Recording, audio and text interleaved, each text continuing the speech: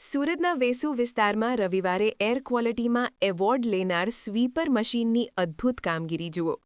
સુરત મહાનગરપાલિકા દ્વારા ખરીદ કરાયેલ સ્વીપર મશીનની કામગીરીના અનેક વીડિયો અગાઉ પણ સોશિયલ મીડિયામાં વાયરલ થયા હતા, પરંતુ મ્યુનિસિપલ કમિશનર દ્વારા વિશેષ પ્રેમ ભાવ રાખી આજ દિન સુધી સ્વીપરના ઇજારદાર સામે કોઈ કાર્યવાહી થઈ નથી તેવું ચર્ચાનું કેન્દ્ર બન્યું છે.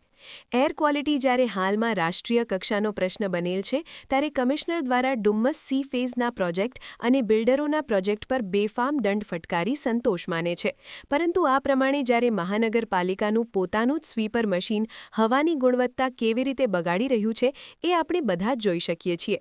અત્રે ઉલ્લેખનીય છે કે સુરત મહાનગરપાલિકા દ્વારા આ પ્રતિ મશીન માટે દર મહિને 11 લાખ જેટલો ખર્ચ કરવામાં આવે છે, જે આશરે વર્ષે 50 કરોડ અને 7 વર્ષના ઇજારા પેટે એકમાત્ર ઇજારદારને 350 કરોડનો કોન્ટ્રાક્ટ અપાયો છે. Surat municipal commissioner Shri sweeper મશીનના ઇજારદારને હવાની ગુણવત્તા ખરાબ કરવા બદલ દંડ વસૂલ કરશે કે કેમ તે જોવાનું રહ્યું.